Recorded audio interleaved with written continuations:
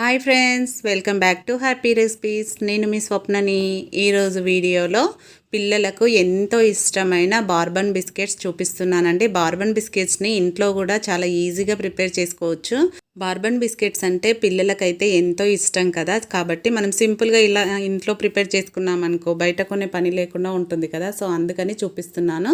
కాబట్టి వీడియోని ఎక్కడ స్కిప్ చేయకుండా కంప్లీట్గా చూడండి, అప్పుడే మీకు పూర్తిగా అర్థమవుతుంది. బిస్కెట్స్ అనేది నేను చెప్పిన మెథడ్లో చేశారంటే మీకు కూడా పర్ఫెక్ట్గా వస్తుంది, కాబట్టి తప్పకుండా ట్రై చేయండి. చాలా ఈజీగా చేసుకోవచ్చు. ఇప్పుడు దీన్ని ఎలా ప్రిపేర్ చేసుకోవాలనేది చూసేద్దాం. ముందుగా ఒక మిక్సర్ జార్ తీసుకొని దాంట్లోకి ఒక హాఫ్ కప్పు షుగర్ వేసుకుంటున్నాను. మీరు ఒక కప్పు మెజర్మెంట్ పెట్టుకోండి, దాంతోనే అన్నీ వేసుకున్నారంటే పర్ఫెక్ట్గా వస్తుంది. ఇలా హాఫ్ కప్పు షుగర్కి ఒక టేబుల్ స్పూను కార్న్ఫ్లోర్ వేసుకుంటున్నాను. కార్న్ఫ్లోర్ వేసి షుగర్ని మిక్సీ పట్టుకోవాలి. ఇప్పుడు దీన్ని ఏమంటారంటే, మనం ఇలా మిక్సీ పట్టుకుంటే ఐసింగ్ షుగర్ అవుతుంది. చూడండి, ఇలా మెత్తగా మిక్సీ పట్టుకున్నామంటే మనకు ఐసింగ్ షుగర్ అనేది రెడీ అయిపోయినట్టే.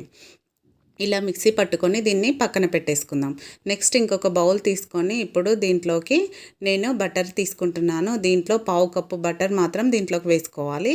ఇందులో కొంచెం ఉంచేసుకోవాలి.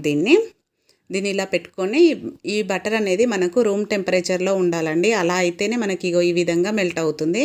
అదే ఫ్రిడ్జ్లోంచి తీయగానే పెట్టారనుకోండి మీకు ఇలా రాదు, కాబట్టి రూమ్ టెంపరేచర్లో పెట్టుకోండి.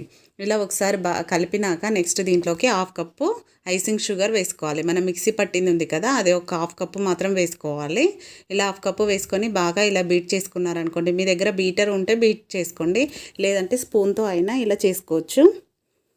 చూడండి, ఈ విధంగా క్రీమీ స్ట్రక్చర్ వస్తుంది. మనకు ఐస్ క్రీమ్ ఉంటుంది కదా, క్రీమ్ ఐస్ క్రీమ్, ఆ విధంగా వచ్చేస్తుంది. ఇలా వచ్చాక చూడండి, వీడియోలో చూపిస్తున్నట్టు ఈ విధంగా రావాలి. ఇలా అయ్యే వరకు బాగా బీట్ చేసుకోవాలండి. ఇప్పుడు దీనిపైన ఒక జల్లెడ పెట్టుకొని ఒక స్ట్రైనర్ పెట్టేసుకోవాలి. దీంట్లోకి ఒక కప్పు మైదా పిండి వేసుకోవాలి. మైదా పిండి వేసుకున్నాక దీంట్లోకి ఇప్పుడు మనము ఒక 2 టేబుల్ స్పూన్ల కోకో పౌడర్ వేసుకోవాలి. 2 టేబుల్ స్పూన్లు మాత్రమే వేసుకోవాలండి. మరి కోకో పౌడర్ ఎక్కువైతే బిస్కెట్స్ అనేది మరీ బ్లాక్గా అయిపోతాయి, కాబట్టి కరెక్ట్గా వేసుకోండి. Half teaspoon baking soda వేసుకోవాలి. మీ దగ్గర బేకింగ్ సోడా లేకపోతే వంట సోడా వేసుకోండి. అలాగే ఒక పించ్ ఆఫ్ సాల్ట్ వేసుకోవాలి. సాల్ట్ కొంచెం వేసుకొని ఇలా జల్లించుకొని ఇప్పుడు అడుగున ఏమన్నా ఉంటే తీసేసుకోవాలి. ఇలా జల్లించుకున్న దాన్ని మనము మళ్ళీ బీటర్తో ఒకసారి ఇలా కలిపేసుకోవాలి. ఈ విధంగా కలుపుకున్నాక మనకిప్పుడు అది బీటర్తో పర్ఫెక్ట్గా రాదండి. సో అందుకని చేయితోనే మిక్స్ చేసుకుందాం. ఈ పిండి అంతా కూడా మనం గట్టిగా ప్రెస్ చేస్తూ చేయొద్దండి, కొంచెం స్మూత్గా చేసుకోవాలి. మన చపాతీ పిండిలాగా గట్టిగా ఒత్తుకుంటూ చేసుకోకూడదు, కొంచెం స్మూత్గా చేసుకోవాలి.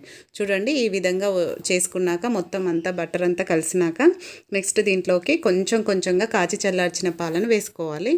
నేను ఒక పావు కప్పుతో తీసుకున్నాను. ఎక్కువ వేసుకోవద్దండి, ఒక టీ స్పూన్ వేసుకుంటూ కలుపుకోవాలి. మరి ఎక్కువైతే పిండి అనేది లూజుగా అయిపోతుంది, మనకు బిస్కెట్స్ అనేది పర్ఫెక్ట్గా రావు. కాబట్టి కొంచెం కొంచెంగా వేసుకుంటూ మనకి ఈ విధంగా వచ్చేలాగా కన్సిస్టెన్సీ అనేది చూసుకోవాలి. మీకు ఒకవేళ లూజు కనుక అయితే కొద్దిగా మైదా పిండి యాడ్ చేసుకోవాలి. లేదు గట్టిగా ఉంది అనుకుంటే ఈ విధంగా రావాలండి. వీడియోలో చూపిస్తున్నట్టు ఇలా రావాలి, మనకు పర్ఫెక్ట్గా బిస్కెట్స్ అనేది వచ్చేస్తాయి. ఇలా వస్తే మరి గట్టిగా ఉంటే మాత్రం కొంచెం పాలు యాడ్ చేసుకోవచ్చు. చూడండి, పిండి కన్సిస్టెన్సీ అనేది ఈ విధంగా ఉండాలి. మరి గట్టిగా ఉండకూడదు, మరి మెత్తగా ఉండకూడదు, ఈ విధంగా ఉండాలి. ఇప్పుడు పర్ఫెక్ట్గా ఉంది. ఇప్పుడు నెక్స్ట్ నాకైతే తీసుకున్న పాలలో ఒక 2 టేబుల్ స్పూన్లు పాలు మాత్రమే పట్టినాయండి, ఎక్కువ పట్టలేదు. పావు కప్పులో ఇన్ని పాలు మిగిలిపోయాయి. సో వాటిని పక్కన పెట్టేసుకొని ఇప్పుడు మనం బేక్ చేసుకోవడానికి ఒక ప్లేట్ తీసుకుంటున్నాను నేను, స్టీల్ ప్లేటు. దీనిపైన కొంచెం నెయ్యి వేసుకుంటున్నాను. మీరు కావాలంటే ఆయిల్ అయినా అప్లై చేసుకోవచ్చు, బటర్ అయినా అప్లై చేసుకోవచ్చు. నేను నెయ్యి అప్లై చేసుకుంటున్నాను. ఇలా నెయ్యి వేసుకొని దీనిపై నుంచి ఇప్పుడు కొంచెం పొడిపిండి చల్లుకోవాలి. మనకు మైదా పిండి ఉంది కదా, మైదా పిండిని జస్ట్ ఇలా చల్లుకొని స్ప్రెడ్ చేసుకోవాలి. ఈ విధంగా మనం కేకుకి ఎలా పెట్టుకుంటామో ఆ విధంగా చేసి పక్కన పెట్టేసుకుందాం. నెక్స్ట్ దీనికి ఒక బటర్ పేపర్ తీసుకుంటున్నాను. మీరు బటర్ పేపర్ లేకపోతే మనం బొబ్బట్లు చేసుకుంటాం కదా పోలేలు, అలాంటి కవర్ కూడా ఉన్న ఆ కవర్తో అయినా వస్తుందండి. మీ దగ్గర ఇలా బటర్ పేపర్ ఉంటే చేయండి, లేదంటే ప్లాస్టిక్ కవర్ కొంచెం దొడ్డుగా ఉంటే 2 వైపులా పెట్టుకోవాలి. కాబట్టి మనం బొబ్బట్లు పోలేలు చేసుకుంటాం కదా, అలాంటి కవర్ ఉంటే కూడా వస్తుందండి. ఇలా ఫస్ట్ చేయితో ఒత్తుకుంటూ సైడ్లంతా ప్రెస్ చేసుకుంటూ ఇలా ఒత్తుకోవాలి. ఇప్పుడు నెక్స్ట్ దీనిపైనుంచి బటర్ పేపర్ వేసేసుకోవాలి. మళ్ళీ ఈ విధంగా బటర్ పేపర్ వేసుకొని మనం చపాతీ చేసుకునే కర్ర ఉంటుంది కదా, దాంతో రోల్ చేసుకోవాలి. చపాతీ కర్రతో ఈవెన్గా రావాలండి, మనకు స్ప్రెడ్ చేసుకోవాలి. ఈవెన్గా రావాలి, బిస్కెట్స్ అనేది సేమ్ ఈక్వల్గా రావాలి, కాబట్టి ఇలా మనం ఈవెన్గా స్ప్రెడ్ చేసుకోవాలి.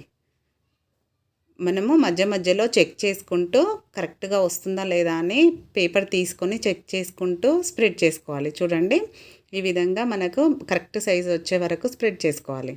ఇప్పుడు చూపిస్తాను చూడండి మీకు.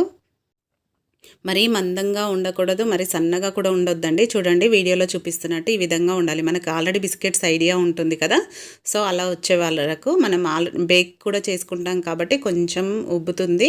సో ఇలా చేసుకున్నాక మనం షేప్ అనేది కరెక్ట్గా కట్ చేసుకోవాలి. నేను ఇలా చాక్తో కట్ చేస్తున్నాను. మీ దగ్గర పిజ్జా కట్టర్ ఉన్న దేంతో అయినా కట్ చేసుకోవచ్చు.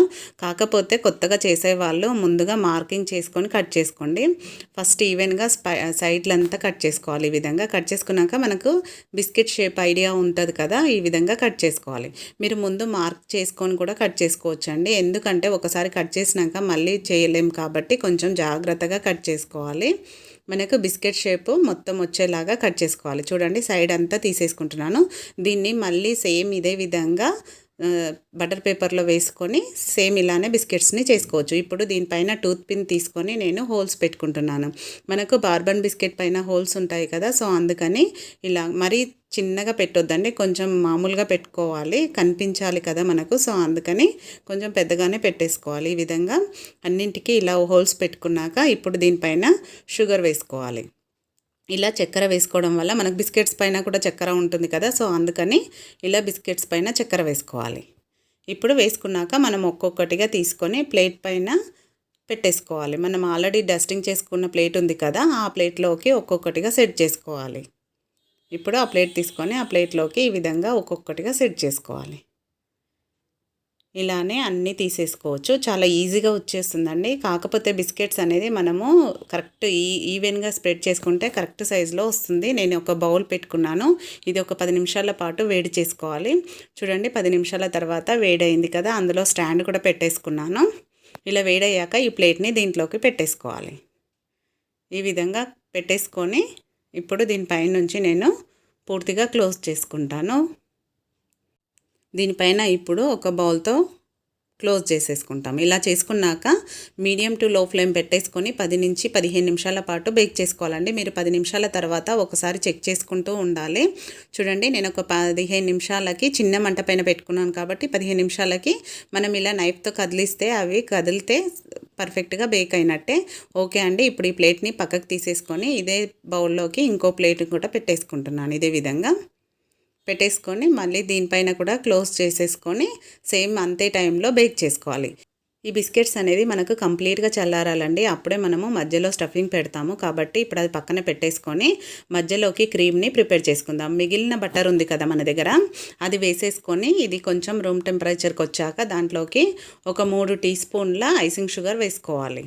3 టీ స్పూన్ల ఐసింగ్ షుగర్ వేసుకొని దీన్ని బాగా బీట్ చేసుకోవాలి. క్రీమ్ లాగా అయ్యే వరకు బాగా బీట్ చేసుకోవాలి. ఈ విధంగా వీడియోలో చూపిస్తున్నట్టు బాగా బీట్ చేసుకుంటే మనకి ఈ విధంగా అవుతుంది.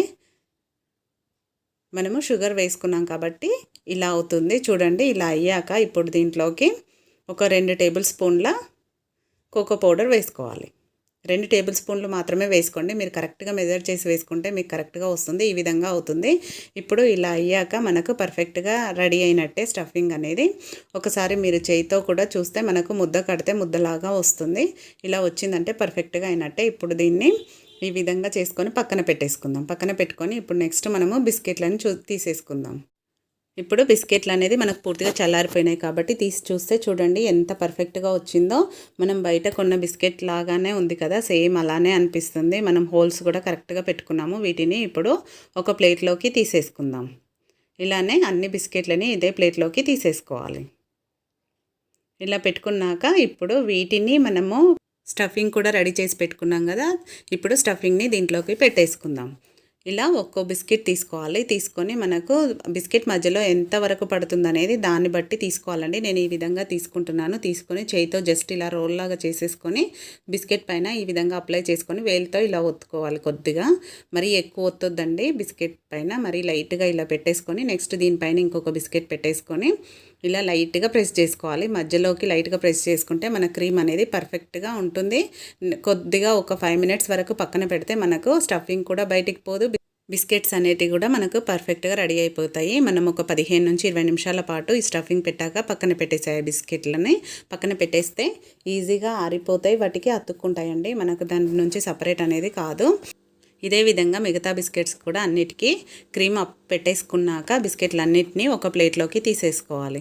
చూడండి, చూస్తుంటేనే ఎంత నోరూరిపోతుంది. పిల్లలు అయితే ఒక్కటి కూడా వదలకుండా తినేస్తారు, అంత బాగుంటాయి టేస్ట్ కూడా. కాబట్టి చాలా ఈజీగా నేను చెప్పిన పద్ధతిలో చేశారంటే మీకు కూడా పర్ఫెక్ట్గా వస్తుందండి. బిస్కెట్ చూస్తుంటే మనం బయట కొన్న బిస్కెట్ లానే ఉందండి చూడండి, మధ్యలో స్టఫింగ్ కూడా. కాబట్టి తప్పకుండా ట్రై చేయండి. ట్రై చేసి మీకు ఎలా కుదిరిందో కామెంట్ పెట్టండి. అలాగే మరిన్ని ఇలాంటి వెరైటీ రెసిపీస్ కోసం మన హ్యాపీ రెసిపీస్ ఛానల్ వెంటనే సబ్స్క్రైబ్ చేసుకోండి. పక్కనే ఉన్న బెల్ బటన్ కూడా యాక్టివేట్ చేసుకోండి. యాక్టివేట్ చేసుకుంటేనే మేము పెట్టే న్యూ రెసిపీస్ నోటిఫికేషన్లో వస్తుంది. Thank you for watching.